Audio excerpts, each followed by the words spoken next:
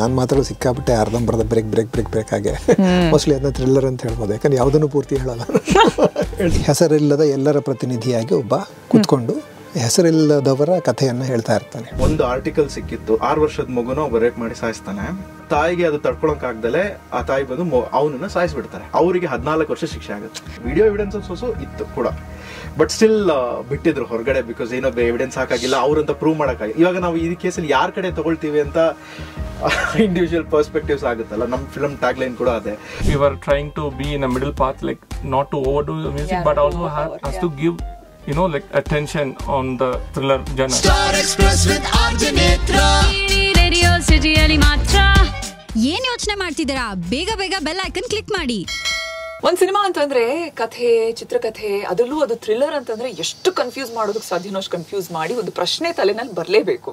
ಅದೇ ಟೈಟಲ್ ಇಂದಾನೇ ಈ ಒಂದು ಸಿನಿಮಾ ಆ ಒಂದು ಕನ್ಫ್ಯೂಷನ್ ಕ್ರಿಯೇಟ್ ಮಾಡ್ತಾ ಹೋಗುತ್ತೆ. ಅನಾಮಧೇಯ ಒಂದು ಕಡೆ, ಬಟ್ ಅಶೋಕ್ ಕುಮಾರ್ ಯಾರು ಇವರು, ಏನ್ ಕಥೆ?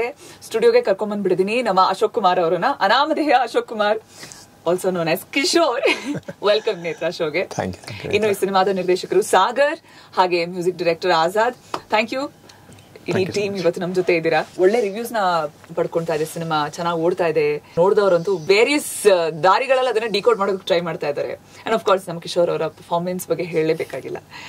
ಸಿನಿಮಾ ಹೇಗೆ ಹೇಳಿ ಸರ್? ಒಂದು ಆನೆಸ್ಟ್ ಅಟೆಂಪ್ಟ್ ಅಂತ ನನಗನ್ಸುತ್ತೆ. ಆಸ್ ಎ ವ್ಯೂವರ್, ಒಬ್ಬ ಸಿನಿಮಾ ಪ್ರೇಕ್ಷಕನಾಗಿ ನನಗೆ ಒಂದು ಆನೆಸ್ಟ್ ಅಟೆಂಪ್ಟ್ ಅನ್ಸುತ್ತೆ. ಹೊಸಬರು ಒಂದು ಆನೆಸ್ಟ್ ಅಟೆಂಪ್ಟ್ ಮಾಡಿದ್ದಾರೆ ಅಂತಾಗ ಅದ್ರ ಜೊತೆ ನಾವಿರಬೇಕು. ಆ ಥರದ ಸಿನಿಮಾಗಳನ್ನ ನೋಡಬೇಕು. ಈ ಥರದ ಸಿನಿಮಾಗಳು ಮಾಡುವಂಥ ಒಂದು ಸಂಸ್ಕೃತಿಯನ್ನು, ನೋಡುವಂಥ ಒಂದು ಸಂಸ್ಕೃತಿಯನ್ನು ಪ್ರೋತ್ಸಾಹಿಸಬೇಕು ಅಂತ ನನಗನ್ಸುತ್ತೆ. ಸೊ OTT ನಲ್ಲಿ ಇತ್ತೀಚೆಗೆ ಜನ ಥ್ರಿಲ್ಲರ್ಸ್ಗೆ ತುಂಬಾ ಚೆನ್ನಾಗಿ ಓಪನ್ ಆಗಿದ್ದಾರೆ. ನನಗೊಂದು 2 hours ಇದೆ, 2.5 hours ಇದೆ ಅಂತಂದ್ರೆ ಅದೊಂಥರ ನನಗೆ ಪೂರ್ತಿ ಕೂರಿಸ್ಬೇಕು ಅಂತದೊಂದು ಸಿನಿಮಾ. ಇಲ್ಲ ನಗಿಸ್ಬೇಕು, ಇಲ್ಲ ಯೋಚನೆ ಮಾಡಿಸ್ಬೇಕು, ಅಂಥದ್ದನ್ನೇ ಹುಡುಕ್ತಾ ಹೋಗ್ತೀವಿ. Especially thriller as a genre I think OTTs ಅಲ್ಲಿ ಚೆನ್ನಾಗಿ ಓಡುತ್ತೆ, ಚೆನ್ನಾಗಿ ಇಷ್ಟಪಟ್ಟು ನೋಡ್ತಾರೆ. ಸೊ ಸಾಗರ್ ಅವರೇ, ನಿಮ್ಮ ಥಾಟ್ ಪ್ರೋಸೆಸ್ ಏನಿತ್ತು? ಟೈಟಲ್ ಅಲ್ಲೇ ಒಂದ್ ಕಡೆ ಅನಾಮಧೇಯ, ಬಟ್ ಹೆಸರು ಕೊಟ್ಬಿಟ್ಟಿದ್ದೀರಾ ಅನಾಮಧೇಯಂಗೆ. ಅಶೋಕ್ ಕುಮಾರ್ ಅಂದ್ರೆ ಈಗ ನಮ್ಮ ಇಂಡಿಯನ್ ಲೀಗಲ್ ಕಾಂಟೆಕ್ಸ್ಟ್ ಮತ್ತೆ ಮೀಡಿಯಾ ಕಾಂಟೆಕ್ಸ್ಟ್ ಅಲ್ಲಿ any unknown person or unknown criminal is called as Ashok Kumar. So ಹಾಗಾಗಿ ಅಂದ್ರೆ ನಮ್ದು ಕತೆ ಇದೊಂದು ಅಂದ್ರೆ ಕ್ರೈಮ್ ಥ್ರಿಲ್ಲರ್ ಮಾಡಬೇಕು ಅನ್ನೋ ಟಾಸ್ಕ್ ಅಲ್ಲ. ಒಂದು ಇಂಟ್ರೆಸ್ಟಿಂಗ್ ಆರ್ಟಿಕಲ್ ನೋಡಿ ಅನ್ಸಿದ್ದು ಒಂದು ಸ್ಟೋರಿ ಮಾಡಿ ಸರ್ರಿಗೆ ಕಳಿಸಿದ್ದೆ. ಸರ್ ಇಂಟ್ರೆಸ್ಟಿಂಗ್ ಆಗಿದೆ, ಮುಂದೆ ಮಾಡ್ಕೋಬಾ ಅಂತ ಹೇಳಿದ್ರು. ಸ್ಕ್ರೀನ್ ಪ್ಲೇ ಮಾಡ್ಕೊಂಡು ಹೋದೆ. ಸರ್ರಿಗೆ ಇಂಟ್ರೆಸ್ಟಿಂಗ್ ಆಗಿತ್ತು. Then we started the film. ಆ ಫಿಲಮ್ ಪ್ರೋಸೆಸ್ ಅಲ್ಲಿ ತನಕ ನಮಗೆ ಒಂದು ಟೈಟಲ್ ಇತ್ತು, ಅಶೋಕ್ ಕುಮಾರ್ ದ ವಿಸಿಟರ್ ಅಂತ. ಬಟ್ ಹೋಗ್ತಾ ವರ್ಕ್ ಮಾಡ್ತಾ then we figured out we will Anamadheya Ashok Kumar ಅಂತ ಇಟ್ರೆ ಇನ್ನೂ ಬೆಟರ್ ಆಗಿರುತ್ತೆ ಅಂತ. ನನಗೆ ತುಂಬಾ ಕಂಫರ್ಟೇಬಲ್ ಆಗಿ ಬರೆಯಕ್ ಬರೋದು ಥ್ರಿಲ್ಲರ್ಸ್ ಅಂಡ್ ಡ್ರಾಮಾಸ್. ಸೊ ನಾನು ಒಂದು ನರೇಟಿವ್ ಸ್ಟೈಲ್ ಅಲ್ಲಿ ಈ ಕಥೆನ ಓಪನ್ ಮಾಡ್ಕೊಂಡು ಹೋದಾಗ like okay I mean build ಮಾಡ್ತಾ ಅನ್ಸಿದ್ದು ಇದು ಟುವರ್ಡ್ಸ್ ಈ ತರ ಒಂದು ನರೇಟಿವ್ ಸ್ಟೈಲ್ ಅಲ್ಲಿ. ಸರಿಂದ ವೇ ಆಫ್ ನರೇಷನ್ ಅಂದ್ರೆ ನಾನು ಸರಿಂದ ತುಂಬಾ ಇಂಟರ್ವ್ಯೂಸ್ ಮಾಡಿದೀವಿ. ಸರಿಂದ ವೇ ಆಫ್ ನರೇಷನ್ ನನಗೆ ತುಂಬಾ ಇಷ್ಟ. ಈಗ ನೀವು ಒಂದು ಸರಿಂದ ಇಂಟರ್ವ್ಯೂ ನೀವು 1 hour ಆರಾಮಾಗಿ ಸಿನಿಮಾ ನೋಡಬಹುದು, ಇಂಟರ್ವ್ಯೂ ನೋಡ್ಕೊಂಡು ಕೂರ್ಬೋದು. Because of the way he narrates. ಒಂದು ನೀಟಾಗಿ ಒಂದು ಅಂದ್ರೆ ಒಂದು ಸ್ಟಾರ್ಟ್ ಇರುತ್ತೆ, ಒಂದು ಎಂಡ್ ಇರುತ್ತೆ, ಕರೆಕ್ಟ್ ನೀಟಾಗಿ ಹೇಳ್ಕೊಂಡು ಹೋಗ್ತಾರೆ. ಸೊ ಆ ರೀತಿಯಲ್ಲಿ ನಾನು ಓಕೆ ಒಂದು ಸರ್ ಕತೆ ನರೇಟ್ ಮಾಡ್ಕೊಂಡು ಹೋದ್ರೆ ಅದನ್ನ ಎಷ್ಟು ಬಿಲೀವಬಲ್ ಆಗಿ ಇಡ್ಬೋದು ಅಂಡ್ ಎಷ್ಟು ಆಡಿಯನ್ಸ್ ಅದನ್ನ ತಗೊಳ್ತಾರೆ ಅನ್ನೋ ಇದ್ರಲ್ಲಿ ಸ್ಟಾರ್ಟಿಂಗ್ ಇಂದ ಸರ್ ನರೇಷನ್ ಅಲ್ಲೇ ಬರ್ಕೊಂಡು ಹೋಗಿರೋವಂಥದ್ದು. ಸೊ ಅದು ಥ್ರಿಲ್ಲರ್ ಅಂತ ಬಂದಾಗ ಸರ್ ಇದ್ದು ವಾಯ್ಸ್ ಎಲ್ಲ ಒಂದು ಸ್ಪೇಸಿಂಗ್ ಇದೆ, ಅದು ತುಂಬಾ ಇಷ್ಟ ನಮಗೆ. ಅಂದ್ರೆ ನಮ್ಮ ಟೀಮಲ್ಲಿ ಇನ್ಕ್ಲೂಡಿಂಗ್ ನಾನು ನನ್ನ ಕೋಡರ್ ಶಿವ ಅಂತ. ಸೊ ನಮಗೆ we like that spacing very much. ನೀವು ಸರ್ ಯಾವುದೇ ಫಿಲಮ್ ನೋಡಿ ನೀಟಾಗಿ ಒಂದು ಪಾಸ್ ಕೊಟ್ಕೊಂಡು ಹೇಳ್ಬೇಕಾದ್ರೆ ಅದು ನಾವು ಮುಂದೆ ಲೀನ್ ಆಗ್ಬಿಟ್ಟಿರ್ತೀವಿ ಸರ್ ಮಾತಾಡ್ಬೇಕಾದ್ರೆ. ಸೊ ಆ ಅಟೆಂಪ್ಟ್ ಅಲ್ಲಿ ಒಂದು ಥ್ರಿಲ್ಲರ್ ಹೇಳೋಣ ಅಂತ. ಆಕ್ಚುಲಿ ಪಾಸಸ್ ಇಷ್ಟು ಮುಖ್ಯ ಆಗುತ್ತೆ, ಎಸ್ಪೆಷಲಿ ಪರ್ಫಾರ್ಮೆನ್ಸ್ ನಲ್ಲಿ. ಎಲ್ಲಿ ರೈಟ್ ಪಾಸ್ ಯಾರು ತಗೋತಾ ಇದಾರೆ, ಹೇಗೆ ತಗೋತಾ ಇದಾರೆ ಅನ್ನೋದ್ರ ಮೇಲೆ ಎಷ್ಟು ಸೀಸನ್ಡ್ ಆಕ್ಟರ್ ಅನ್ನೋದು ಗೊತ್ತಾಗುತ್ತೆ. ಯೂಶಲಿ ಇಲ್ಲ ಅಂತಂದ್ರೆ ಡೈಲಾಗ್ ಕೊಟ್ಟಿರೋದನ್ನ ಕಂಪ್ಲೀಟ್ ಮಾಡೋ ಜೋಶಲ್ಲೇ ಬಹಳ ಆರ್ಟಿಸ್ಟ್ ಅದನ್ನ ನೋಡ್ತೀವಿ ನಾವು ಸಹ ಆ ಲೆಕ್ಕದಲ್ಲಿ ನೋಡಿದ್ರೆ. ಸೊ ಎಸ್, ಬರೋಣ ನಿಮ್ಮ ನರೇಷನ್ ಪಾರ್ಟಿಗೆ. ಆಜಾದ್ ಅವರೇ, ಒಂದು ಥ್ರಿಲ್ಲರ್ಗೆ ಬ್ಯಾಕ್ ಗ್ರೌಂಡ್ ಸ್ಕೋರ್ ಇರಬಹುದು, ಮ್ಯೂಸಿಕ್ ಬಹಳ ಮುಖ್ಯ ಆಗುತ್ತೆ. ದಟ್ ಇಂಟ್ರೀಗಿಂಗ್ ಪಾರ್ಟ್ ಎಲ್ಲೋ ಎತ್ಕೊಂಡು ಹೋಗುತ್ತೆ. ಸಮಟೈಮ್ಸ್ ಎಲ್ಲಿ right amount of silence use ಮಾಡಬೇಕು, ರೈಟ್ ಅಮೌಂಟ್ ಆಫ್ ಮ್ಯೂಸಿಕ್ ಇರಬೇಕು ಅನ್ನೋಂಥದ್ದು ತುಂಬ important, especially for a thriller. So ನಿಮ್ಮ ಕಾನ್ಸೆಪ್ಚುಲೈಸೇಷನ್ ಹೇಗಿತ್ತು ಇದಕ್ಕೆ? Yeah, so first of all, director Sagar has a very good, music sense. I doubt he himself is a musician. So he was very specific, like what he wants and where to use silence. It was like, basically a discussion, like, where we can keep silence, where we can, go ahead with the music. And he also has a very good sense for all the music genres. So he knows, like, he always says like, let's use like ambient music here. So it was like, I would give like 50% credit to my director. That's why like, I was able to give my best in the background score. Yeah, so like I'm very glad that I'm part of this project. Absolutely. ಆಕ್ಟಿಂಗಲ್ pauses ಹೇಳ್ದಂಗೆ musical pauses ಇದೆಯಲ್ಲ ಈ ಸಿನಿಮಾಲಿ ಅದರ ಬಗ್ಗೆ ಹೆಚ್ಚು ಮಾತುಕತೆ ಆಗ್ತಾ ಇದೆ. ರಿವ್ಯೂಸ್ ಬರೆಯೋರೆಲ್ಲರೂ ಅಲ್ಲಲ್ಲಿ ಮ್ಯೂಸಿಕ್ ಇಲ್ಲದ ಸೈಲೆನ್ಸ್ ಎಲ್ಲಿತ್ತೋ ತುಂಬಾ ಇಂಟ್ರೆಸ್ಟಿಂಗ್ ಆಗಿತ್ತು ಅದು ಅಂತ ಅಂದ್ಬಿಟ್ಟು ಅದು ಒಂದು ಥರದ ಬಿಲ್ಡಪ್ ಕೊಡ್ತು ನೆಕ್ಸ್ಟ್ ಸಿಚುವೇಶನ್ಗೆ ಅಂತ. ಸೊ ಪಾಸಸ್ ತುಂಬಾ ಮುಖ್ಯ. ಪ್ರತಿಯೊಂದು ಕೂಡ ರೈಟ್ ಅಮೌಂಟ್ ಅಲ್ಲಿ ಇರ್ಬೇಕು at the end of the day. So ನಿಮ್ಮ ಈ ಸಿನಿಮಾ ಯಾವ ರೀತಿ ನಿಮ್ಮ ಪಾತ್ರ? ಅವ್ರು ಹೇಳ್ದಂಗೆ ಆ ಥರದ ಇದೆಲ್ಲ ಸ್ಪೆಷಲ್ ಇದೆಲ್ಲ ಏನಿಲ್ಲ, ಸ್ಪೆಷಲ್ ಪಾಸಸ್ ಅಥವಾ ಅದಕ್ಕೆ ನೆರೇಟಿವ್ ಸ್ಟೈಲು ನಾನು ಹೇಳೋದಕ್ಕೆ ಎಲ್ಲ ನನಗೆ ಗೊತ್ತಿಲ್ಲ. ಯಾಕಂದ್ರೆ ನಾನು ಮಾತ್ರ ಸಿಕ್ಕಾಬಿಟ್ಟೆ ಅರ್ಧಂಬರ್ಧ ಬ್ರೇಕ್ ಹಾಗೆ ಮೋಸ್ಟ್ಲಿ ಅದನ್ನ ಥ್ರಿಲ್ಲರ್ ಅಂತ ಹೇಳ್ಬೋದು. ಯಾಕಂದ್ರೆ ಯಾವುದನ್ನು ಪೂರ್ತಿ ಹೇಳೋಲ್ಲ ಹೇಳ್ತಾ. ಈ ಪಾತ್ರ ಅಗೇನ್ ಒಬ್ಬ ಪತ್ರಕರ್ತನ ಪಾತ್ರ, ವೆರಿ ಕ್ಲೋಸ್ ಟು ಇವತ್ತಿನ ಪತ್ರಕರ್ತರ ಎಲ್ಲರ ಒಂದು ರೆಪ್ರೆಸೆಂಟೇಟಿವ್ ಥರ ಅಲ್ಲಿ ಕೂತಿರ್ತಾರೆ. ಒಬ್ಬ ವ್ಯವಸ್ಥೆಯ ಪ್ರತಿನಿಧಿ, ಒಬ್ಬ ಇನ್ಸ್ಪೆಕ್ಟರ್ ಇವನ್ನ ಕ್ವಶನ್ ಮಾಡ್ತಾ ಹೋಗ್ತಾನೆ. ಇಸ್ ದೇರ್ ಆಸ್ ಅಂದರೆ ಅವನ್ನ ಸಸ್ಪೆಕ್ಟ್ ಆಗೋ ಏನಂತ ಕರ್ಕೊಂಬಂದಿದೆ ಅಂತ ಅವ್ರಿಗೂ ಗೊತ್ತಿರಲ್ಲ. ಅಲ್ಲಿ ಆ ಕ್ರೈಮ್ ಸೀನಲ್ಲಿ ಇರ್ತಾನೆ, ಅವನ್ನ ಕರ್ಕೊಂಬಂದು ಕೂರಿಸ್ಕೊಂಡಿರ್ತಾರೆ. ಅವನು ಆ ಕನ್ಫ್ಯೂಷನ್ ನಡೀತಾನೆ ಇರುತ್ತೆ ಪೂರ್ತಿ ಸಿನಿಮಾದಲ್ಲಿ. ಅವನು ವಿಟ್ನೆಸ್ಸಾ, ಅವ್ನು ಸಸ್ಪೆಕ್ಟಾ ಅಥವಾ ಅವನೇ ಕ್ರಿಮಿನಲ್ಲ ಏನು ಅಂತ ಅನ್ನೋದು. ಅದನ್ನು ಆ ಇನ್ಸ್ಪೆಕ್ಟರ್ ಹೇಳು ಕೂಡ ಹೇಳ್ತಾನೆ. ಸೊ ಹೀಗೆ ಬಂದ ಒಬ್ಬ ಅನಾಮಧೇಯ ಇವನು ಯಾರು ಅಂತಲೂ ಗೊತ್ತಿಲ್ಲ ಇನ್ನು. ಸೊ ಅವನು ಯಾರು ಅನ್ನೋದನ್ನು ಹುಡುಕ್ತಾನೆ ಇರ್ತಾರೆ ಸಿನಿಮಾದಲ್ಲಿ. ಸೊ ಈ ಥರದ ಒಬ್ಬ ಪತ್ರಕರ್ತನ ಜಾಗದಲ್ಲಿ ಬಂದು ಕೂತ್ಕೊಂಡ ಒಬ್ಬ, ಅವನು ಪೂರ್ತಿ ಪತ್ರಕರ್ತರ ದನಿ ಮಾತ್ರ ಅಲ್ಲ, ಪೂರ್ತಿ ಜನರ ದನಿಯಾಗಿ ಅವನ್ನ ಕೂತ್ಕೊಂಡಿರ್ತಾನೆ. ಅವನ್ನ ಕ್ವೆಶನ್ ಮಾಡ್ತಾ ಹೋಗ್ತಾನೆ. ಅದು ಬರೀ ಒಂದು ಕ್ರೈಮ್ನ ಇನ್ವೆಸ್ಟಿಗೇಷನ್ ಅಲ್ಲದೆ it's an investigation about a person who has no name. So ಹೆಸರಿಲ್ಲದ ಒಬ್ಬನ, ಅದು ಯಾರು ಬೇಕಾದರೂ ಆಗಿರ್ಬೋದು, ಈ ಸಮಾಜದಲ್ಲಿ ಯಾರು ಬೇಕಾದರೂ ಆಗಿರ್ಬೋದು, ಅವನ ಇನ್ವೆಸ್ಟಿಗೇಷನ್ ನಡೀತಾ ಇರುತ್ತೆ. ಅವನು ಅವರೆಲ್ಲರ ಪ್ರತಿನಿಧಿ, ಹೆಸರಿಲ್ಲದ ಎಲ್ಲರ ಪ್ರತಿನಿಧಿಯಾಗಿ ಒಬ್ಬ ಕೂತ್ಕೊಂಡು ಹೆಸರಿಲ್ಲದವರ ಕಥೆಯನ್ನು ಹೇಳ್ತಾ ಇರ್ತಾನೆ. So it is an interesting role. So ಏನು ರೀಸನ್ಗಿದು ಅನಾಮಧೇಯ ಅಶೋಕ್ ಕುಮಾರ್ ಅಂತ ಬಳಸೋದು? ಏನಾದರೂ ಲೈಕ್ ಎನಿ ಸ್ಟೋರಿ ಇದೆ ಅದ್ರ ಹಿಂದೆ?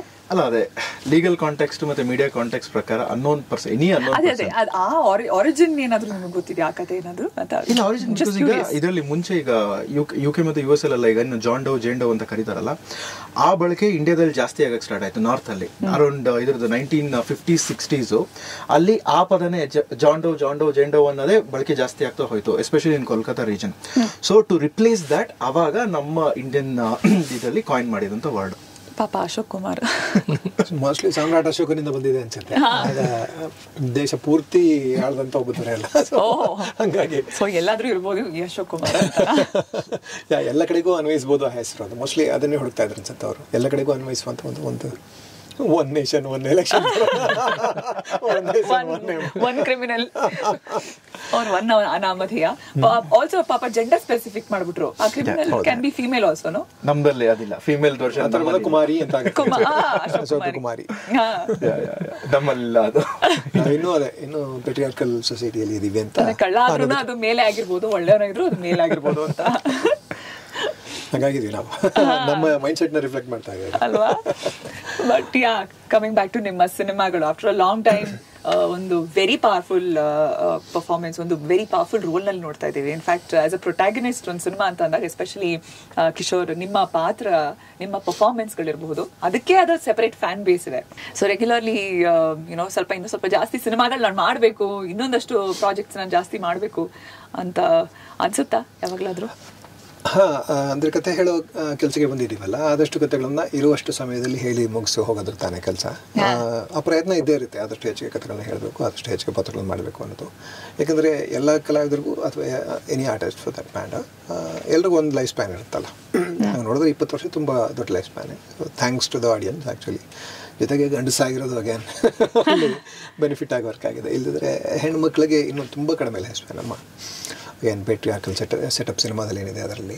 So I been lucky to be a man, to be privileged enough to have so many years of work. ಇವತ್ತಿಗೂ ಕೆಲಸ ಇರೋದಕ್ಕೆ, ಇವತ್ತಿಗೂ ಅಷ್ಟು ಇಂಟ್ರೆಸ್ಟಿಂಗ್ ರೋಲ್ಗಳು, ಪ್ರಮುಖ ಪಾತ್ರಗಳು ಸಿಗ್ತಾ ಇರೋದಕ್ಕೆ. ಅದನ್ನು ಆದಷ್ಟು ಅವಕಾಶ ಇದ್ದಾಗ ಅದನ್ನು ಹೆಚ್ಚು ಮಾಡಬೇಕು ಅಂತ. ಅದು ಗೊತ್ತಿಲ್ಲ, ನಾನು ಮಾಡಬೇಕು ಅನ್ನೋದೊಂದಲ್ಲ, ಬಟ್ ಇಲ್ಲಿವರೆಗೂ ಸಿಕ್ಕಿರೋ ಅವಕಾಶಗಳು ಇದು ಒಂದು ಗುರುತನ್ನು ಕೊಟ್ಟಿದೆ ಅಲ್ಲ, ಅದನ್ನ ಬಳಸ್ಕೊಂಡು ಆದಷ್ಟು ಹೆಚ್ಚು ಕಥೆಗಳನ್ನ ಹೇಳಬೇಕು ಅನ್ನೋದು ನಿಜವಾಗ್ಲೂ ಪ್ರಾಮಾಣಿಕ ಆಸೆ. ಇವತ್ತಿನ ಟೈಮ್ಸ್ ನಲ್ಲಿ ಕಥೆಗಳು ಜನ ಅಕ್ಸೆಪ್ಟ್ ಮಾಡ್ತಾರೆ as a hero. Story important ನಮಗೆ. ಮಾಸ್ ಸಿನಿಮಾಗಳು ಅಫ್ಕೋರ್ಸ್ ಬರುತ್ತೆ, ಬಟ್ ಅದರದೇ ಆದ ಒಂದು ಫ್ಯಾನ್ ಬೇಸ್ OTT ನಲ್ಲಿ ಕಾಂಟೆಂಟ್ ಓರಿಯೆಂಟೆಡ್ ಸಿನಿಮಾಗಳಿಗಿದೆ.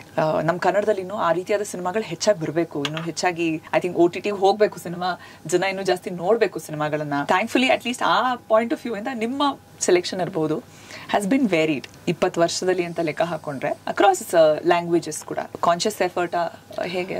ಒಂದಷ್ಟು ಕಾನ್ಶಿಯಸ್ ಎಫರ್ಟ್, ಒಂದಷ್ಟು ಅದಾಗೆ ಬಂದ ಅವಕಾಶಗಳು. ನೀವು ತುಂಬ ಚೆನ್ನಾಗಿ ಹೇಳಿದ್ರಿ. ಅದೇ ಜನ ಸಿನಿಮಾ ನೋಡಬೇಕು, ಇನ್ನೂ ಹೆಚ್ಚೆಚ್ಚು ನೋಡಬೇಕು, ಆ ಥರದ ಸಿನಿಮಾಗಳನ್ನ ನಾವು ಮಾಡಬೇಕು ಅನ್ನೋದಕ್ಕಿಂತ ನೋಡಿದಾಗ ನಿಮಗೆ ಒಂದು ಪ್ರೇಕ್ಷಕ ವರ್ಗ ಇದೆ ಅಂತ ಅದಾಗಲೇ ತಾನೆ ಡಿಮ್ಯಾಂಡ್ ಮತ್ತು ಸಪ್ಲೈ. ಹಾಗಾಗಿ ಆ ಥರದೊಂದು ಡಿಮ್ಯಾಂಡ್ ಕ್ರಿಯೇಟ್ ಮಾಡ್ಕೊಳ್ಬೇಕು ನಾವು. ಅಂದರೆ ಪ್ರಾಮಾಣಿಕವಾಗಿ ಕತೆ ಹೇಳಬೇಕು ಅಂತ ಹೊರಟಾಗ, ಆನೆಸ್ಟ್ ಆಗಿ ನೀವು ಕತೆ ಹೇಳಬೇಕು, ವಸ್ತುನಿಷ್ಠವಾಗಿ ಕತೆ ಹೇಳಬೇಕು ಅಂತ ಹೊರಟಾಗ ಅದಕ್ಕೆ ಒಂದು ಮಾರುಕಟ್ಟೆಯನ್ನು ನಾವು ರೆಡಿ ಮಾಡ್ಕೋಬೇಕು ಅಂತಂದರೆ ಅದರಲ್ಲಿ ಈ ಟಿಪಿಕಲ್ ಕಮರ್ಷಿಯಲ್ ಸಿನಿಮಾ ಅಥವಾ ಪ್ಯೂರ್ ಕಮರ್ಷಿಯಲ್ ಸಿನಿಮಾ ಅಂತ ಹೇಳಿದ್ವಿ, ಅಂದರೆ ದುಡ್ಡುಗೋಸ್ಕರನೇ ಮಾಡುವಂಥ ಸಿನಿಮಾಗಳೇನಿದೆ ಆ ಥರದ ಸಿನಿಮಾಗಳು ಅದರ ಕಾಂಟ್ರಿಬ್ಯೂಷನ್ ಮಾಡ್ತಾನೆ ಇರ್ತವೆ. ಯಾಕಂದರೆ ಒಂದು ಪ್ರೇಕ್ಷಕ ವರ್ಗನ ಸಿನಿಮಾಗೋಸ್ಕರ ಉಳಿಸ್ಕೊಂಡಿರ್ತವೆ. ಅದರಲ್ಲೇ ಅಂದರೆ ಓವರ್ಲ್ಯಾಪ್ ಎಲ್ಲ ಒಂದು ಕಡೆ ಆಗುತ್ತೆ. ಇದರ ಆಡಿಯನ್ಸ್ ಏನಿದೆ, ಅದರ ಆಡಿಯನ್ಸ್ ಏನಿದೆ, ಎರಡೂ ಸಿನಿಮಾಗಳು ನೋಡುವಂಥ ಆಡಿಯನ್ಸ್ ಒಂದಷ್ಟು ಇರ್ತಾರೆ. ಆದರೆ ಅವರು ನಿಜವಾಗ್ಲೂ ಸಿನಿಮಾ ಲವರ್ಸ್, ಯಾವ ಸಿನಿಮಾ ಆದರೂ ಹೋಗಿ ನೋಡ್ತಾರೆ ಅಂಥ ಆಡಿಯನ್ಸ್ನ ಉಳಿಸ್ಕೊಳ್ಳೋದಕ್ಕೆ ಅವರು ಹೆಲ್ಪ್ ಮಾಡ್ತಾ ಇರ್ತಾರೆ, ಸಿನಿಮಾನ ಉಳಿಸ್ಕೊಳ್ಳೋಕೆ ಹೆಲ್ಪ್ ಮಾಡ್ತಾ ಇರ್ತಾರೆ. ಅಂದರೆ ಆ ಥರದ ಸಿನಿಮಾಗಳು ಬರೀ ಹಣದ ಉದ್ದೇಶದಿಂದ ಮಾಡುವಂಥ, ವಾಣಿಜ್ಯ ಉದ್ದೇಶದಿಂದ ಮಾಡುವಂಥ ಸಿನಿಮಾಗಳು. ಬಟ್ ಎಲ್ರಿಗೂ ಅವ್ರವ್ರದ್ದೇ ಆದ ಜಾಗ ಇದೆ. ಬಟ್ ನಾವು ಸಿನಿಮಾ ಯಾಕೆ ಮುಖ್ಯ ಅಂತ ತಿಳ್ಕೊಂಡಿದ್ರೆ ಅಥವಾ ಅರ್ಥ ಮಾಡ್ಕೊಂಡಿದ್ರೆ ಇಷ್ಟು ವರ್ಷ ನನಗನ್ಸಿರೋದು ಈ ಸಿನಿಮಾದಲ್ಲಿ, cinema as a expression of art, ಜೊತೆಗೆ ಇದು ಒಂದು ಸಮಾಜದ ದನಿಯಾಗಿ, ಬರೀ ಕಲೆ ಮಾತ್ರ ಅಲ್ಲ, ಇದು ಒಂದು ಸಮಾಜದ ಪ್ರತಿಫಲನ. ಸಮಾಜದ ಕಥೆನೇ ತಾನೇ ನಾವು ಹೇಳೋಕ್ಕಾಗತ್ತೆ. ಈಗ ಜನಗಳಿಗೆ ಅವ್ರಿಗೆ ರಿಲೆವೆಂಟ್ ಆಗಿರೋ ಕಥೆಯನ್ನು ಅಷ್ಟೇ ಹೇಳಲಿಕ್ಕಾಗತ್ತೆ. ಅವರು ರಿಲೇಟ್ ಮಾಡ್ಕೊಂಡ್ರಷ್ಟೇ ಅವ್ರು ಕೂತ್ಕೊಂಡು ನೋಡ್ತಾರೆ ಸಿನಿಮಾನ. ಸೊ ಅವ್ರಿಗಿರುವ ಸಮಸ್ಯೆಗಳನ್ನು ಎತ್ಕೊಳ್ಬೇಕಾಗತ್ತೆ, ನಾವು ಸಮಾಜದ ರಿಫ್ಲೆಕ್ಷನ್ ಆಗಬೇಕಾಗತ್ತೆ. ಸೊ ಸಮಾಜದ ರಿಫ್ಲೆಕ್ಷನ್ ಆಗಿದೆ ಅದು ಅಂದಾಗ it becomes very important for the society. ಯಾಕೆಂದರೆ ಅವರ ಕಥೆಗಳನ್ನೇ ಕೇಳಿ ಹೆಂಗಂದರೆ ಮಿರರಲ್ಲಿ ನೋಡ್ಕೊಂಡಂಗೆ ನಾವು. ಸೊ ಮಿರರಲ್ಲಿ ನೋಡ್ಕೊಂಡಾಗಷ್ಟೇ ನಮ್ಮಲ್ಲಿ ಓರೆಕೋರೆಗಳೆಲ್ಲ ಕಾಣಿಸ್ಲಿಕ್ಕೆ ಶುರು ಆಗುತ್ತೆ. ಸೊ ಓರೆಕೋರೆಗಳು ಕಾಣಿಸ್ಲಿಕ್ಕೆ ಶುರುವಾದಾಗ ಪ್ರಶ್ನೆಗಳು ಹುಟ್ಕೊಂತವೆ ಒಳಗಡೆ. ಸೊ ಪ್ರಶ್ನೆಗಳು ಹುಟ್ಕೊಂಡಾಗಷ್ಟೇ ನಾವು ಅದನ್ನು ಪ್ರಶ್ನಿಸೋಕ್ಕೆ ಅಥವಾ ಅದರ ಬಗ್ಗೆ ಆಲೋಚನೆ ಮಾಡೋದಕ್ಕೆ ಶುರು ಮಾಡ್ತೀವಿ. ಅದ್ರ ಬಗ್ಗೆ ಆಲೋಚನೆ ಶುರುವಾದಾಗಷ್ಟೇ ಸಮಾಜ ಆರೋಗ್ಯವಂತ ಆಗುತ್ತೆ. ಸೊ ಆರೋಗ್ಯವಂತ ಸಮಾಜಕ್ಕೆ ಈ ಥರದ ಕಲೆ, ಕಲಾಭಿವ್ಯಕ್ತಿ, ಕಲಾಭಿರುಚಿ ಎಲ್ಲನೂ ಮುಖ್ಯ ಆಗುತ್ತೆ. ಸೊ ಇದೆಲ್ಲವನ್ನು ಸಿನಿಮಾದವ್ರು ಮಾಡಬೇಕಾಗತ್ತೆ. ಅದು ನಮ್ಮ ಕರ್ತವ್ಯ. ಯಾಕೆಂದರೆ ನಾನು ಎಲ್ಲೋ ಮೊನ್ನೆ ಇದಕ್ಕೆ ಪ್ರಮೋಷನ್ ಮಾಡ್ತಾ ಇದ್ದಾಗ ಹೇಳ್ತಾ ಇದ್ದೆ, ಸಿನಿಮಾ ಅಂದರೆ ನನ್ನ ಮಟ್ಟಿಗೆ ಪ್ರಜಾಪ್ರಭುತ್ವದ ಒಂದು ಪುಟ್ಟ ಮಾದರಿ ಅಂತ. ಯಾಕಂದರೆ ಪ್ರಜಾಪ್ರಭುತ್ವದಲ್ಲಿ ಜನಗಳಿಂದ ಜನಗಳಿಗಾಗಿ ಜನಗಳೇ ಮಾಡುವಂಥದ್ದು, ಜನಗಳ ಅಧಿಕಾರವೇ ಇರುವಂಥದ್ದು ಪ್ರಜಾಪ್ರಭುತ್ವ ಅಂತ. ಇದು ಜನಗಳಿಂದ ಆಗೋದು. ಆ್ಯಕ್ಚುಲಿ ಜನ ದುಡ್ಡು ಕೊಟ್ಟರೆ ತಾನೇ ಸಿನಿಮಾ ಮಾಡಲಿಕ್ಕಾಗೋದು. ಸೊ ಜನಗಳ ದುಡ್ಡಲ್ಲೇ ಆಗುವಂಥ ಸಿನಿಮಾ, ಜನಗಳಿಂದ, ನಾವೆಲ್ಲ ಜನಗಳೇ. ಅಗೇನ್ ನಾವು ಅವರ ರೆಪ್ರೆಸೆಂಟೇಟಿವ್ ಆಗಿ ಅಲ್ಲಿರ್ತೀವಿ. ಸಿನಿಮಾಲ್ ಪಾತ್ರಗಳು ಅಷ್ಟೇ ಜನಗಳ ರೆಪ್ರೆಸೆಂಟೇಟಿವ್ ಆಗಿ ಇರ್ತವೆ. ಸೊ ಹಾಗಾಗಿ ಅದು ಜನಗಳೇ ಮಾಡುವಂಥ ಸಿನಿಮಾ. ಜನಗಳಿಂದ ಜನಗಳಿಗಾಗಿ ಜನಗಳಿಗಾಗಿ ಬಿಟ್ಟೆ ನಾನು, ಜನಗಳಿಗಾಗಿ ಅವ್ರಿಗೋಸ್ಕರನೇ ಮಾಡೋದು ನಾನು. ಸೊ ಫೈನಲಿ ಪ್ರಜಾಪ್ರಭುತ್ವ ಇಲ್ಲಿ ಅಷ್ಟು ನೀಟಾಗಿ ನಮ್ಮ ಕಣ್ಣೆದುರುಗಡೆ ಕಾಣಿಸ್ತಾ ಇರೋದ್ರಿಂದ ಎಲ್ಲರೂ ಇದರಲ್ಲಿ ಭಾಗವಾಗಿದ್ದೀವಿ. ಇದು ನಮ್ಮ ಸಿನಿಮಾ ಅಂತಂದರೆ ಸಿನಿಮಾ ಮಾಡಿದವ್ರ ಸಿನಿಮಾ ಅಲ್ಲ, ಇದು ಜನಗಳ ಸಿನಿಮಾ ಕೂಡ. ಯಾಕಂದರೆ ಅವ್ರದ್ದೇ ರಿಫ್ಲೆಕ್ಟ್ ಆಗ್ತಾ ಇರೋದು, ಅವ್ರದ್ದೇ ದುಡ್ಡಲ್ಲಿರೋದು. ಸೊ ಅವ್ರದ್ದು ಸಿನಿಮಾ ಅಂತ ನಂಬಿ ಜನಗಳನ್ನು, ಪ್ರೇಕ್ಷಕರನ್ನು ತೊಗೊಳ್ಬೇಕಾಗತ್ತೆ. ಎಲ್ಲ ಸಿನಿಮಾಗಳನ್ನು ಓಪನ್ ಆಗಿ ಬಂದು ನೋಡಬೇಕಾಗತ್ತೆ, ಸಪೋರ್ಟ್ ಮಾಡಬೇಕಾಗತ್ತೆ, ಜೊತೆಗಿರಬೇಕಾಗತ್ತೆ, ಉಳಿಸ್ಕೋಬೇಕಾಗತ್ತೆ. It is for them. ಅವ್ರಿಗೇನೇ ಅದು ಆ್ಯಕ್ಚುಲಾಗಿ. ನಮ್ಮನ್ನು ಉಳಿಸೋದಕ್ಕಲ್ಲ, ಅದು ನಮ್ಮನ್ನು ಉಳಿಸೋದು ಅವ್ರನ್ನೇ ಉಳಿಸ್ಕೊಳ್ಳೋದಕ್ಕೋಸ್ಕರ. ಈಗ ಸೇವ್ ಟೈಗರ್ ಕ್ಯಾಂಪೇನ್ ಎಲ್ಲ ಮಾಡ್ತೀವಲ್ಲ, ಪ್ರಕಾಶ್ ರಾಜ್ ಚೆನ್ನಾಗಿದೆ.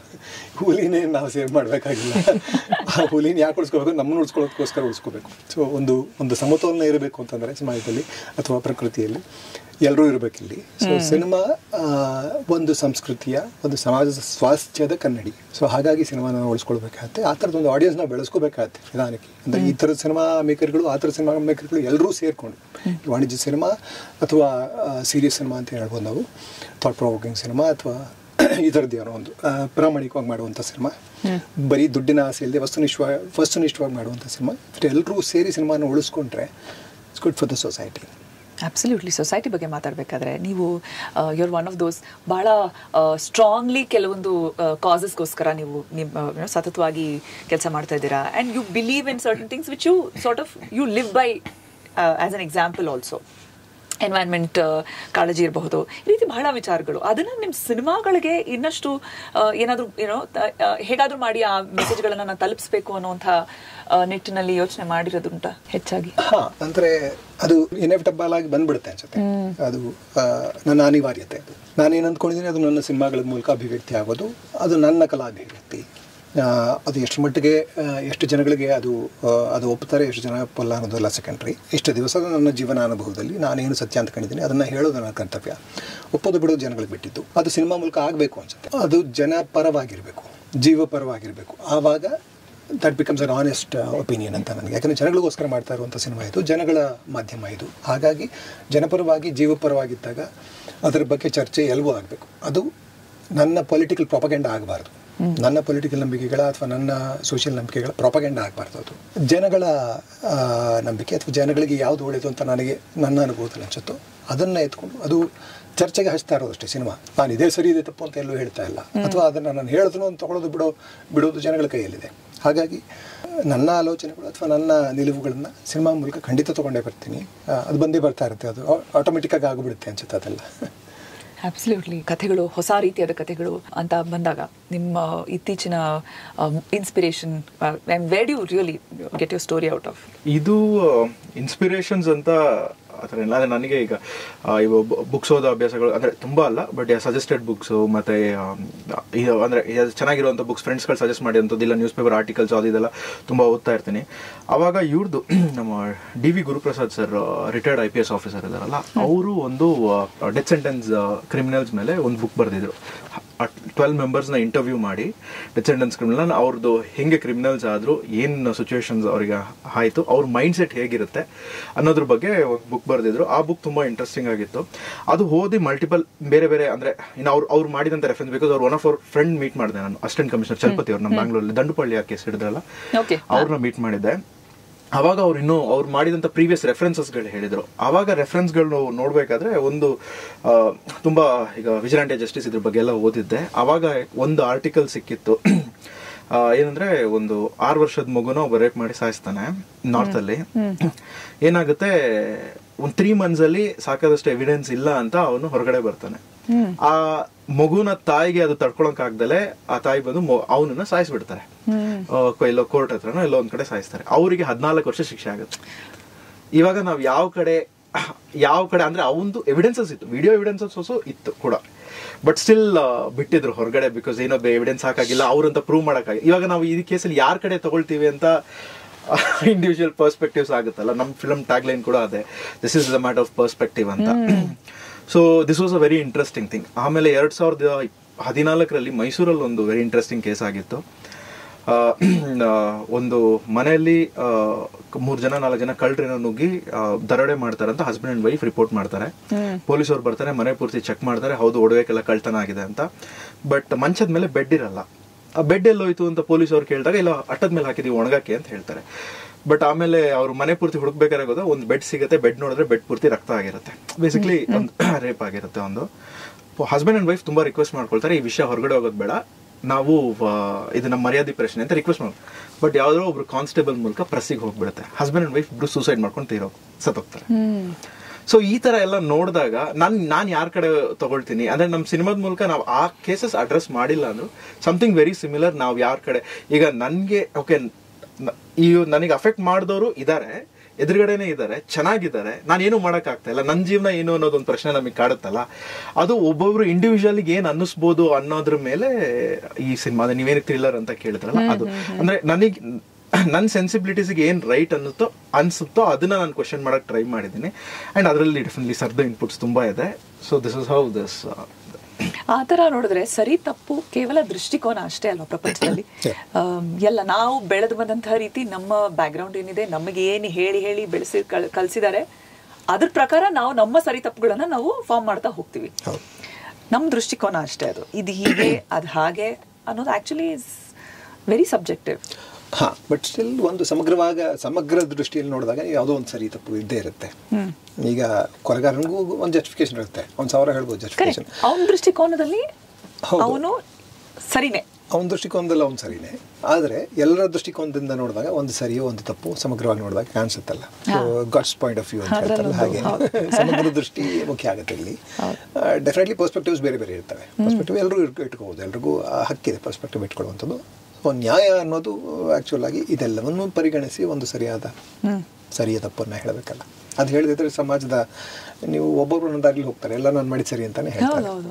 ಅದು ಲಾ ಅದಕ್ಕೋಸ್ಕರ ಇರೋದು. ಬಟ್ ಸಮ್ಟೈಮ್ಸ್ ಈ ರೀತಿಯಾದ ಕಥೆಗಳು ಕೇಳಿದಾಗ ನಿಜವಾಗ್ಲೂ ಒಂದ್ಸಲ ಕನ್ಫ್ಯೂಸ್ ಆಗ್ಬಿಡುತ್ತೆ. ಹೇಗೆ ನಾನು ಹೇಗೆ ಡಿಸೈಡ್ ಮಾಡ್ಲಿ ಯಾರು ಸರಿ ಯಾರು ತಪ್ಪು? From they individual point of view ಇಂದ ಪ್ರತಿಯೊಬ್ರು ಕೂಡ ಸರಿನೇ. ಯಾರೋ ಒಂದ್ ಕಡೆ ವಂಚಿತರಾಗಿರ್ತಾರೆ, ತಮಗ್ ತಾವು ನ್ಯಾಯ ದೊರಕಿಸ್ಕೊಳ್ಳೋದಕ್ಕೆ ಒಂದು ಪ್ರಯತ್ನ ಮಾಡಿರ್ತಾರೆ. ಆ ರೀತಿ ನಾಗರಿಕ ಸಮಾಜ ಅಂತ ಮಾಡ್ಕೊಂಡಾಗ ನಾವು ಒಂದು ನ್ಯಾಯ ಅಂತ ಮಾಡ್ಕೊಂಡಿದೀವಿ. ಇದನ್ನೇ ನಾವು ಜಂಗಲ್ ರೂಲ್ ಅಂತ ಹೇಳಕ್ ಹೋದ್ರೆ that becomes jungle rule. Jungle rule ತಪ್ಪು ಅಂತ ನಾವು ಕಾಡಿನಲ್ಲಿ ಹೇಳಕ್ಕಾಗಲ್ಲ, ಯಾಕಂದ್ರೆ ಹುಲಿ ಜಿಂಕೆಯನ್ನು ಕೊಲ್ಲುತ್ತೆ, ಅದು ಸರಿಯಾದ ತಪ್ಪ? ನಿಜ, ಅದಕ್ಕೆ ಬರೀ ಆಹಾರದ ಅವಶ್ಯಕತೆ ನಿಜ ಅದು. ಬಟ್ ಸ್ಟಿಲ್ ಜಿಂಕೆ ಪಾಯಿಂಟ್ ಆಫ್ ವ್ಯೂ ಇಂದ ಹೆಂಗೆ ಅದು ಜೀವ ಕಳ್ಕೊತಾ ಇರುತ್ತೆ, ನಾವು ಅದನ್ನು ಸರಿ ಅಂತ ಹೆಂಗೆ ಸಾಧಿಸ್ಲಿಕ್ಕೆ ಸಾಧ್ಯ? ಸೊ ಒಂದು ಲೆವೆಲ್ಗೆ ಅಕ್ಸೆಪ್ಟೆನ್ಸ್ ಬಂದ್ಬಿಟ್ಟಿದೆ ಈಗ. ಓಕೆ, ಅದು ಕಾಡು, ಬೇರೆ ಏನೋ ಉದ್ದೇಶಗಳಿಗೋಸ್ಕರ ದ್ವೇಷಕ್ಕೋ ಅದಕ್ಕೋ ಇದಕ್ಕೋ ಅನವಶ್ಯಕವಾಗಿ ಕೊಲ್ತಾ ಇಲ್ಲ, ಅದು ಆಹಾರಕ್ಕೋಸ್ಕರ ಕೊಲ್ತಾ ಇದೆ. ಹಾಗೆ ನಾವು ಮಾಂಸಾಹಾರವನ್ನು ಜಸ್ಟಿಫೈ ಮಾಡ್ಕೋಬೇಕು, ಅಥವಾ ಸಸ್ಯಾಹಾರವನ್ನು ನೋಡೋದಕ್ಕೂ ಸಸ್ಯಕ್ಕೂ ಜೀವ ಇದೆ ಅದನ್ನು ಜಸ್ಟಿಫೈ ಮಾಡ್ಕೋಬೇಕು. ಸೊ ಇರೋದರಲ್ಲಿ ಒಂದು ಲೆವೆಲ್ಗೆ ನಮ್ಮ ಕಣ್ಣು ಕಾಣುವ ಹಾಗೆ ಅದೇ ನ್ಯಾಯ ಅನ್ಯಾಯವನ್ನು ಬೇರೆ ಬೇರೆ ತಕ್ಕಡಲ್ಲಿ ತೂಗಿ ಇದು ನ್ಯಾಯ ಇದು ಅನ್ಯಾಯ ಅಂತ ಮಾಡ್ಕೊಂಡಿದ್ದೀವಿ ನಾವು. ಒಂದು ಜನರಲಿ ಅಕ್ಸೆಪ್ಟೆಡ್ ನಾರ್ಮ್ ಅಂತ ಏನಿದೆ ಅದನ್ನು ಅಟ್ಲೀಸ್ಟ್ ಅಷ್ಟರ ಮಟ್ಟಿಗೆ ಮಾಡ್ಕೊಂಡು ಹೋದರೆ ಒಂದು ಲೆವೆಲ್ಗೆ ಆರೋಗ್ಯವಂತ ಸಮಾಜನ ಉಳಿಸ್ಕೋಬೋದು ನಾವು, ಅಥವಾ ನಾಗರಿಕರು ಅಂತ ಅನ್ನಿಸ್ಕೋಬೋದು ಅನ್ನೋ ಕಲ್ಪನೆ. So in terms of music, Azad ಅವರೇ, ಎನಿ ಸ್ಪೆಷಲ್ ಥಿಂಗ್ಸ್ ಏನಾದ್ರು ಹೊಸದಾಗಿ ಏನೋ ಟ್ರೈ ಮಾಡೋಕ್ಕೆ ಮಾಡಿದಿರಾ? Any stories that you have ಇದರ ಮ್ಯೂಸಿಕ್ನ ಟೈಮಿಂದು? So like as I said before, like Sagar has a very good knowledge on music genres. So he is very inclined towards ambient music. So like and also like this is a crime thriller genre, right? So we were very sure that like we are not supposed to overscore the background music. Instead of giving hard-hitting effects or music, we thought of going to scoring with ambient music, which will be very subtle, but it will be intense. So like we were trying to be in a middle path, like not to overdo the music, but also has to give attention on the thriller genre. So like that's what like we were like discussing, and like he was also very specific what kind of music he wants in his film.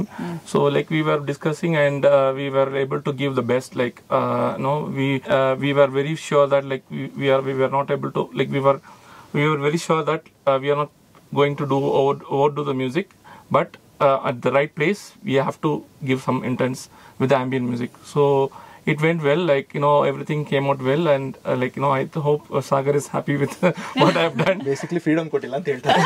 ಅದನ್ನೇ ಇವಾಗ full ಎಲ್ಲಾದ್ರಲ್ಲೂ interfere ಆಗ್ಬಿಟ್ಟಿದ್ದೀರಾ ನೀವು ಅಂತ. No, like actually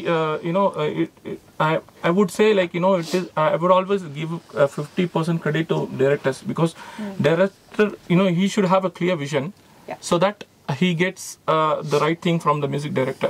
So I strongly believe that Sagar is already had a very clear vision what he wants in the background score.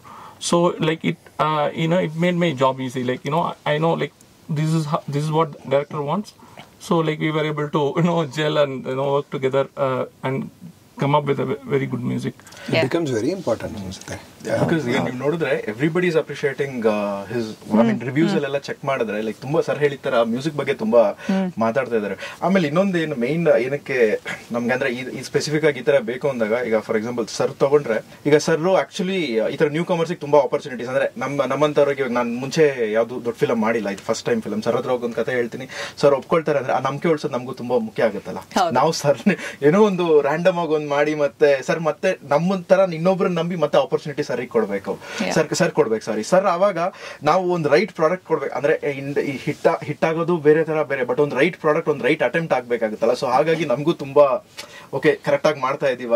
ಮತ್ತೆ ಸರ್ರಿಗೆ ನಾವು ಒಂದು screen ಮಾಡ್ಬೇಕಾದ್ರೂ ನಾವು ಅಷ್ಟೇ prepared ಆಗಿರ್ತೀವಿ, ಬಿಕಾಸ್ ಓಕೆ ಸರ್ ಎಲ್ಲಾನು ಅಬ್ಸರ್ವ್ ಬೇಕಾದ್ರೆ ಸರ್ ಡೈರೆಕ್ಟ್ ಮಾಡ್ತಾರೆ, sir act ಮಾಡ್ತಾರೆ, ಸರ್ ಸರ್ ಬರೆಯೋ ಕನ್ನಡನೇ ನಮಗೆ ಒಂದ್ಸತಿ ಅರ್ಥ ಆಗಲ್ಲ, ಅಷ್ಟು ಶುದ್ಧವಾಗಿ ಬರೀತು. ಸೊ ಎಲ್ಲಾ ವಿಷಯಗಳು ನಾವು ಅಷ್ಟು ಕೇರ್ಫುಲ್ ಆಗಿ ಮಾಡ್ಬೇಕಾಗುತ್ತಲ್ಲ. ಸೊ ಹಾಗಾಗಿ ಸ್ವಲ್ಪ ಎಕ್ಸ್ಟ್ರಾ ಕಾಷನ್ ಅಷ್ಟೇ. ಅಂದ್ರೆ ನಮ್ಮ ಟೀಮಲ್ಲಿ ಈಗ ಎಲ್ಲರೂ ಪರಿಚಯ ಇರೋರು, ಮ್ಯೂಸಿಕ್ ಒಬ್ರು ಬಿಟ್ರೆ ಇನ್ನೆಲ್ಲರೂ ನಮಗೆ ಪರಿಚಯ ಇರೋರು. ಅದು ಬಿಟ್ರೆ ಸರ್ ಒಬ್ರು ನಮ್ಮ ಟೀಮ್ ಒಳಗೆ ಬರ್ಬೇಕಾದ್ರೆ lot of responsibilities to do it right. Because ಈಗ ಥಿಯೇಟ್ರಿಗೆ ಹೋದಾಗ ಯಾರೋ ಒಂದು ಮಿಸ್ಟೇಕ್ ಹೇಳಿದ್ರು ನಮಗೆ ಈ ಮಿಸ್ಟೇಕ್ ಆ ಮಿಸ್ಟೇಕ್ ಅಂತ ಪಾಯಿಂಟ್ ಔಟ್ ಆಗುತ್ತಲ್ಲ. ಸೊ ಹಾಗಾಗಿ ವಿ ಮೇಡ್ ಲೈಕ್ ಈ ತರನೇ ಆಗ್ಬೇಕು ಆ ತರನೇ ಆಗ್ಬೇಕು ಅನ್ನೋದಷ್ಟೇ. Kishore sir's performance and Harsh's performance, it inspired us to give a very good background score. Like the screenplay was tight, and moreover, like Kishore sir performance, you know, it you know, inspired me to, like, you know, give the best I can. Absolutely. Kishore ಅವರೇ, ಬಹಳಷ್ಟು cinema ತಂಡಗಳ ಜೊತೆ ಕೆಲಸ ಮಾಡ್ತಾ ಇರ್ತಾರೆ regularly, ಬಹಳಷ್ಟು ಜನರ ಜೊತೆ ಒಡನಾಟ ಇರುತ್ತೆ. ಒಂದು ಹೊಸ ತಂಡಕ್ಕೆ ನೀವು ಎಂಟರ್ ಆಗಬೇಕಾದ್ರೆ ನ್ಯಾಚುರಲಿ ಅದೊಂದು ಒಂದು ರ್ಯಾಪೋ, ಒಂದು ಕಮರಾಡ್ರಿ ಇರಲೇಬೇಕು ಸೆಟ್ಟಲ್ಲಿ. ಅವಾಗ ಒಂದು ಸ್ವಲ್ಪ ಯುನೋ ಆ ಗಿವ್ ಅಂಡ್ ಟೇಕ್ ಇದ್ದಾಗ it just gets more easier ನಿಮಗೂ ಸಹ ಪ್ರತಿದಿನ ಸೆಟ್ಗೆ ಹೋಗೋಕ್ಕೆ, ಖುಷಿಯಾಗಿ ಪರ್ಫಾರ್ಮ್ ಮಾಡೋದಕ್ಕೆ. ಸೊ ಹೇಗೆ ಆ ಒಂದು ಡೈನಮಿಕ್ಸ್ ಹೇಗೆ ವರ್ಕ್ ಆಗುತ್ತೆ ನಿಮಗೆ? ಸೆಟ್ ಹೇಗಿರಬೇಕು are to get into new team? ಗೊತ್ತಿಲ್ಲ ನನಗೆ. It's simple and comfortable is what I expect. ಎಲ್ಲರೂ ಕಂಫರ್ಟಬಲ್ ಆಗಿದ್ದು, ಎಲ್ಲರೂ ಸರಳವಾಗಿ ನಾರ್ಮಲ್ ಆಗಿದ್ದರೆ it becomes easy for me. I think that's how any new film maker set will be. So usual ಹಂಗಿರುತ್ತೆ. So it's is very good for me. ಜೊತೆಗೆ ಇವ್ರು ಇದ್ರ ಬಗ್ಗೆ ಮ್ಯೂಸಿಕ್ ಬಗ್ಗೆ ಮಾತಾಡ್ತಾರೆ, ನಾನು ಫುಲ್ ಬ್ಲ್ಯಾಂಕ್ ಹೋದೆ ಏನು ಮಾತಾಡ್ತಾ ಇದ್ದೆ ಅಂತ. ಅದೊಂದು ಜುಗಲ್ಬಂದಿ ಥರ ಅನ್ಸುತ್ತೆ. ಬಿಕಾಸ್ ನಾನೊಂದು ಸಿನಿಮಾ ಅಂದರೆ ಅರ್ಧಂಬರ್ಧ ಡೈರೆಕ್ಟ್ ಮಾಡಿದೆ, ಮ್ಯೂಸಿಕಲ್ಲಿ ಪೂರ್ತಿ ನಾನೇ ಮಾಡಿಸ್ತಾ ಕೂತ್ಕೊಂಡು. It has to be fluid ಅಂತ ಅನ್ಸುತ್ತೆ.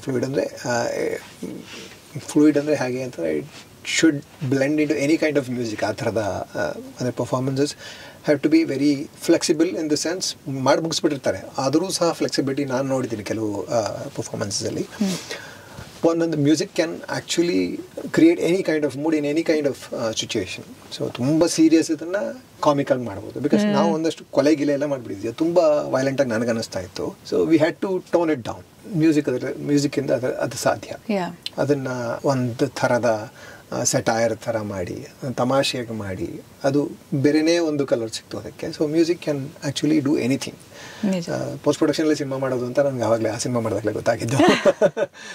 I handle the whole post production. ಒಂದಷ್ಟು ರೀಶೂಟ್ ಮಾಡಬೇಕಾಯ್ತು, ಅದೆಲ್ಲ ಮಾಡಿ ಸ್ಕ್ರೀನ್ ಪ್ಲೇ ಎಲ್ಲ ಒಂದು ಸ್ವಲ್ಪ ತಿದ್ದಿ ಏನೇನೋ ಮಾಡಬೇಕಾಯ್ತು.